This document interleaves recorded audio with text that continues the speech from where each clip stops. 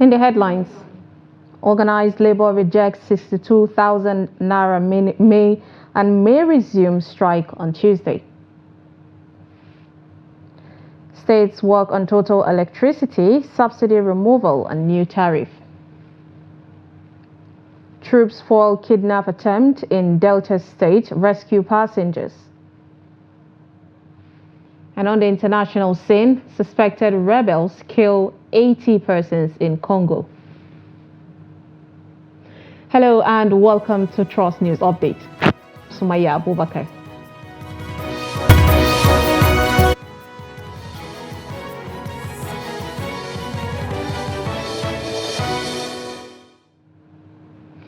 Thank you for joining us, and now the details. The Organized Labour says it will not accept any 62,000 Naira or 100,000 Naira starvation wage as the minimum wage for Nigerian workers, as it insists on 250,000 Naira, that its latest demand at the last meeting of the Tripartite Committee on Minimum Wage on Friday.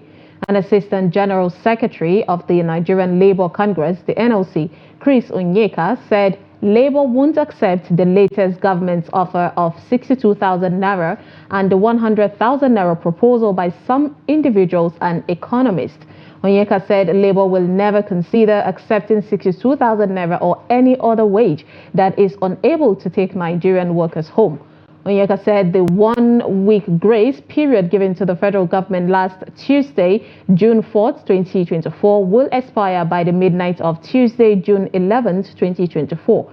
He said, should the federal government and National Assembly fail to act on the demands of workers by tomorrow, which is Tuesday, the organs of the NLC and the Trade Union Congress, the TUC, would meet to decide on the resumption of the nationwide industrial action relaxed last week.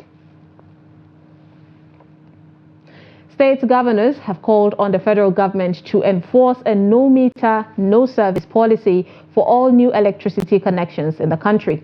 The plea was outlined in the development of the National Integrated Electricity Policy and Strategic Implementation Plan, policy recommendations by state governments to the Federal Ministry of Power document from the Nigerian Governors Forum. In the document, the state government highlighted the critical importance of electricity meters in bridging the significant metering gap, which is essential for the viability of subnational markets. The state also argued that State Electricity Regulatory Commission should have the autonomy to determine the most suitable meter technology, type, and form for development within their respective electricity markets. The document noted that the states have said that they will implement different electricity tariffs in their domain. Commenting on winding down electricity subsidies, the NGF said electricity is a commodity and a product that must be paid for by consumers. The states believe that electricity subsidies and other forms of financial interventions in the power sector by the federal government over the last 15 years have been inefficient and ineffective so far. Ahead of the September 21st governorship election in Edo State, the vice chairman of the All Progressive Congress in the state, Francis Inegbenike, also announced his resignation on Sunday. In his resignation letter dated June 8, 2024, and addressed to the leadership of the APC in the Opoji Esan Central area, the central local government area, Inegbenike said that he left because of some recent developments in the party in his local government area and state conflicts with his core principles and values.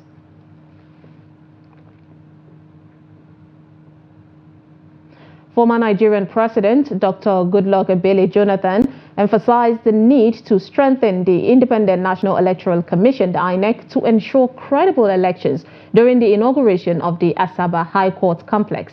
Jonathan highlighted that conducting free and fair elections will reduce post-election litigations, saving both time and resources.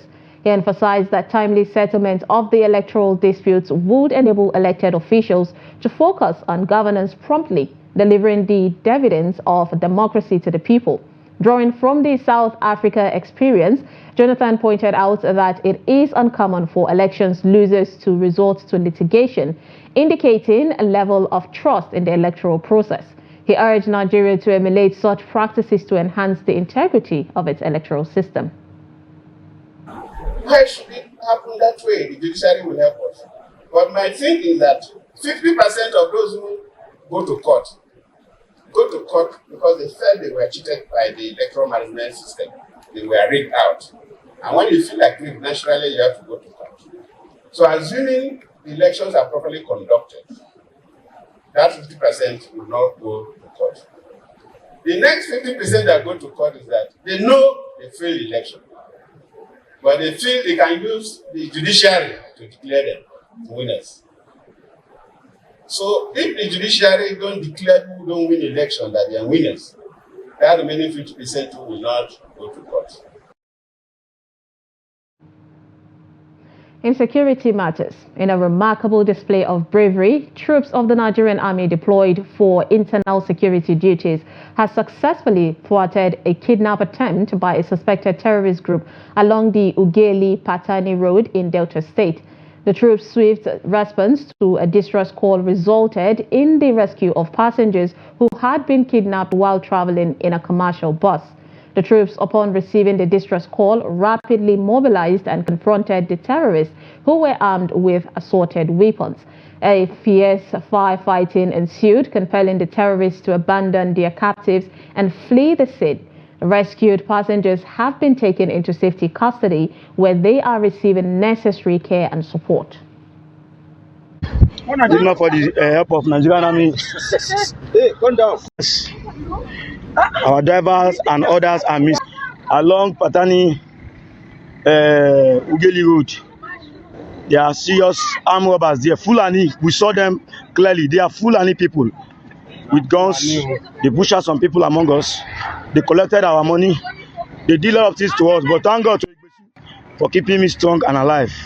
And thanks also to the Nigerian soldier who came to rescue us. Some people are still missing, but we know they will see them out. Operatives of the Imo State Police Command have arrested a 27-year-old young lady, Oluchi Izemechi, of Uzuagba in Ikeduru local government area of Imo State for stabbing her partner, Kelechi Izemechi, to death. A statement released by the command spokesperson, ASP Henry Okoye, says when interrogated, the suspect confessed to the crime, admitting that her lover lured her into internet fraud, aka Yahoo Yahoo. Okoye said Oluchi confessed that on June 2nd, she had a heated argument with him for failing to give her a cut of an alleged 250 million naira rufai they fraudulently obtained from a victim in Indonesia, during which she used a kitchen knife and stabbed him on the upper part of his body. Okoye said efforts are being made to recover the alleged 250 million Indonesian rupiah for a possible return to the owner. He added that the suspect is currently undergoing an investigation at the state's Criminal Investigation Department and will certainly be arraigned in court. I'm gathering everything for him, even city, and the work I used my money to rent a house at Tinubu instead of to leave. So before I gave him my old phone and he started the Yahoo business. So God now bless him, he picked money. When he picked money, he bought his two bike. That I listened about the man change. When I asked him anything, he told me that they don't have. But then told me the reason. He said I haven't paid my price.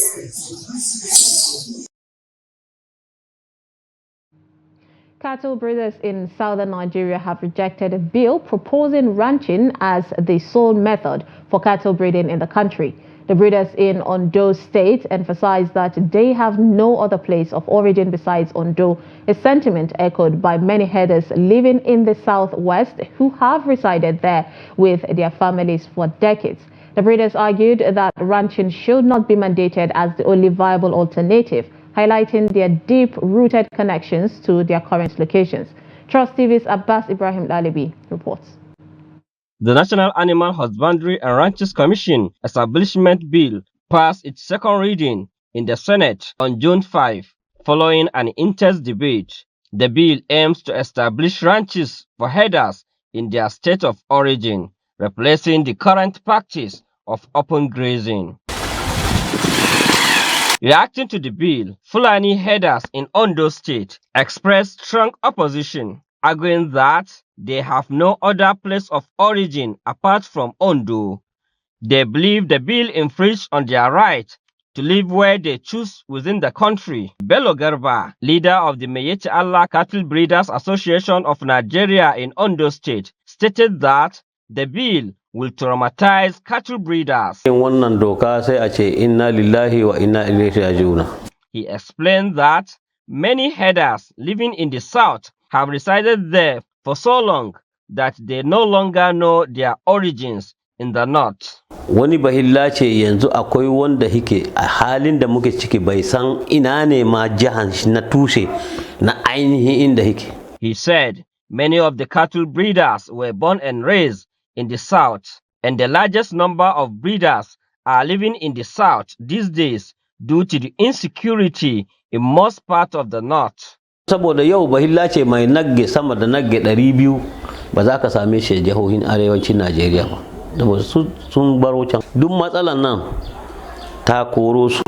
Also, the chairman of Meyeti Allah Cattle Hore in Ondo State, Abdullahi Muhammad, disclosed that he and many other Fulani cattle breeders were born and brought up in Southwest, and if they were asked to go back to their state of origin, they don't know where to go. To mafi yawancin mu ba ma wanda ya san jihanci ainihi inda za a kai shi din. Our wishes and hope is for the bill not to become a law, as it is in violation of our rights as Nigerians. Myself and my children and even my grandchildren were born and brought up in Ondo. So where do you expect me to live other than Ondo? Dauda Alejolowo is a Yoruba man from Osun State who was born and raised in Ondo State and is in business of cattle trading, opposed the bill seeking to relocate the Fulani cattle breeders to their state of origin. What I want to say on this, being a senator, you may not expose. You are really exposed traveling here and there from one country to another. You will not come back to your home and launching something like tribalism. I'm not supporting it. We that we are living in this Ondo State, Hausa, Fulani, Shua, or whatever, nobody of us praying that we should live this Ondo State. If you have any Hausa or Shua man that is living here and you starting telling that, where are you going back to Maiduguri, he will tell you that this is my home. We are living peacefully in Ondo State. Open grazing has been a hot topic in Nigeria as a result of frequent farmer-herders clashes, which have led to the killings of many and displacement across many parts of the country. This new legislation has received both commendation and condemnation. From Akure, Abbas Ibrahim Alibi, Trust TV, Lagos.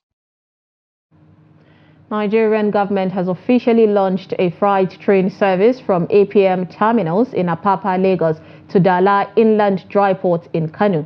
Minister of Transportation, Senator Ahmed Al-Ghali, presided over the inaugural train service at Dala Inland Dry Port in Kano.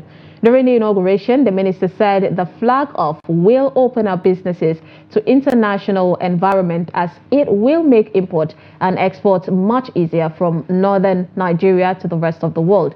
Al-Ghali said the initiative is part of a series of activities undertaken by the Federal Ministry of Transportation to operationalize and sustain efficient rail service.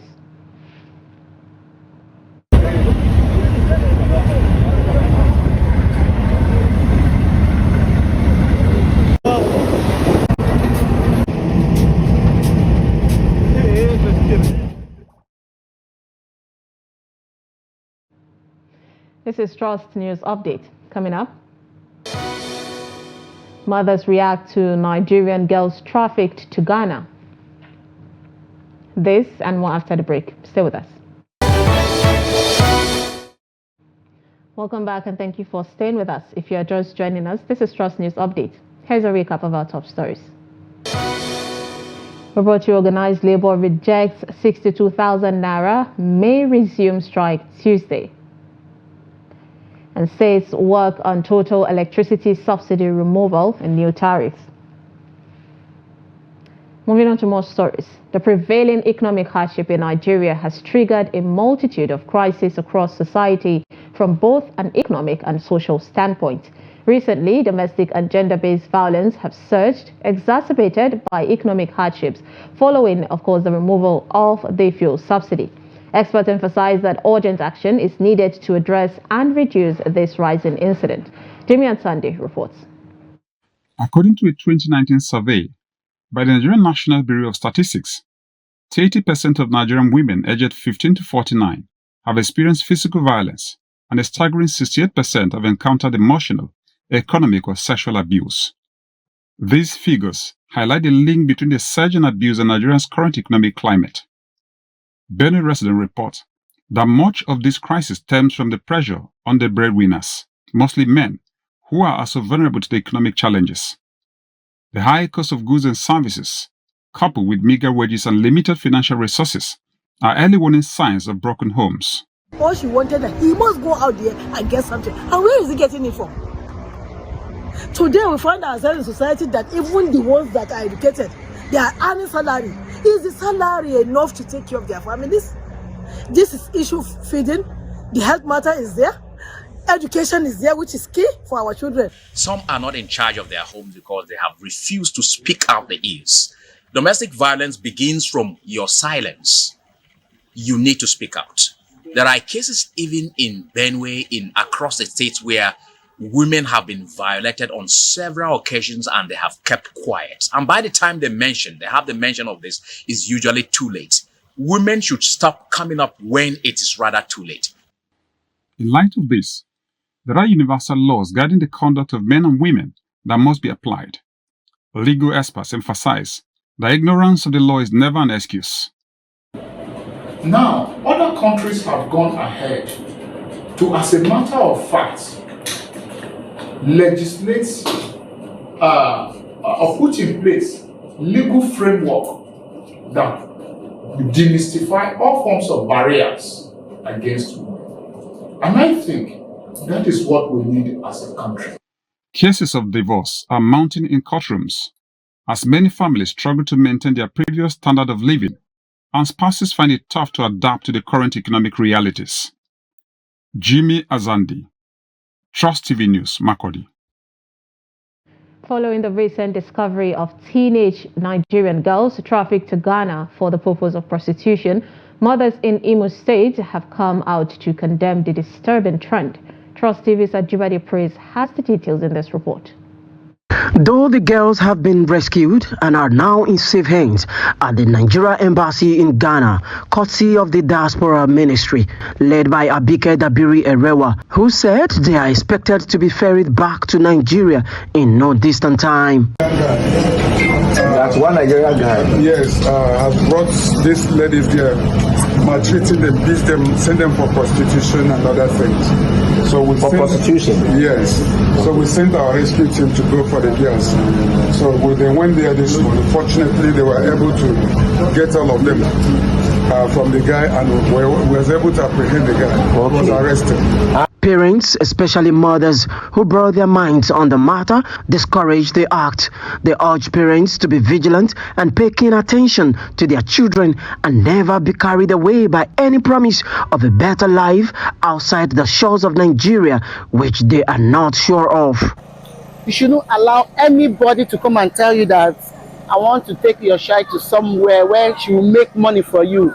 Once they are saying that kind of thing, please just reject it and tell them that you don't want. I know the country is very hard and it's not really easy now. Things are really happening, but that does not give you a license for you to just release your child just like that to people. My advice is that if you have a female child, make sure that you tend that child by yourselves. Speaking further, the mothers reiterated their call on the state and federal governments to provide better living conditions for Nigerians to mitigate the dangerous trend. The government too is that they should try hard to provide jobs for the people so that the world, the Nigeria will be a place of safety and love.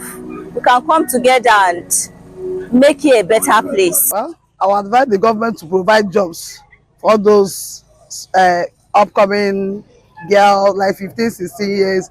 Government should help us and provide jobs for them. While they blamed the parents of the teenage girls for the negligence, they said the bulk of the blame is on the leadership of the country who failed to provide the actual dividends of democracy, a scenario that has made most youths lose hope in their motherland and are all in a haste to flee out of the country following the prevailing hardship. Ajibade Praise, Trust TV News, Owerri.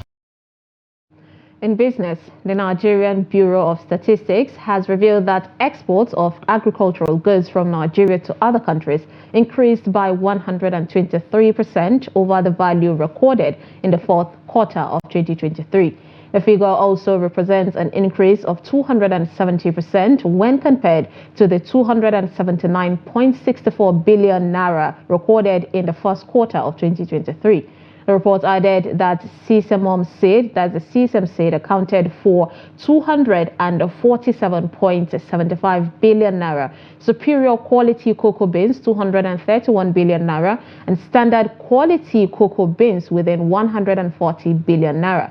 According to the NBS's report on foreign trade in goods statistics for the first quarter of 2024, most of the agricultural products were exported to Asia and Europe.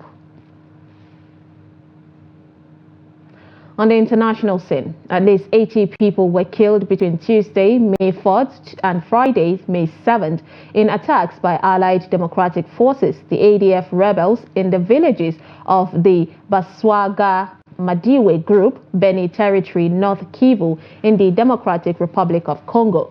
The attacks mainly happened on Friday night in the villages of Masala, Mapasana, and Mahini, and were attributed to the ADF. According to the Lieutenant Colonel Mark Hazuke, an army spokesman in Congo's North Kivu province.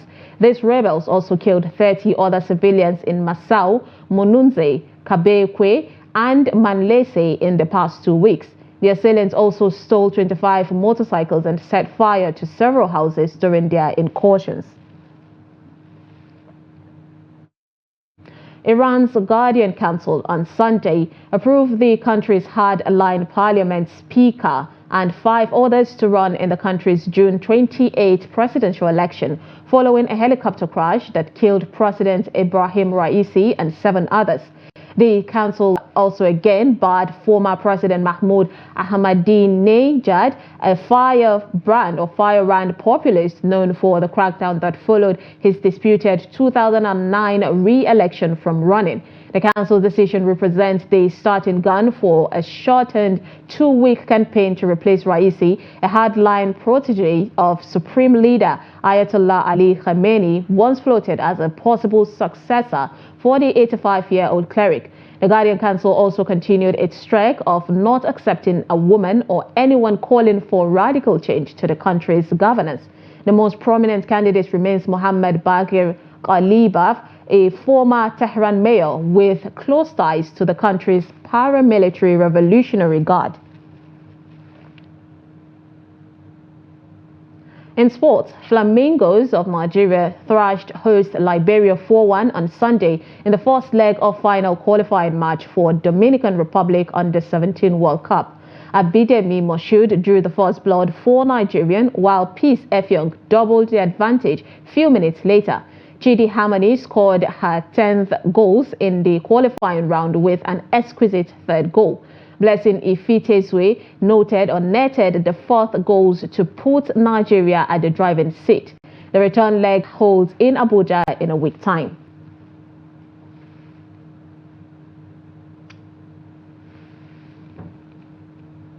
And with that, we've come to the end of Trust News Update. Do not forget to follow us across all our social media platforms and join our YouTube live stream for more news programs and documentaries. I am Sumaya Abubakar. Thanks for watching.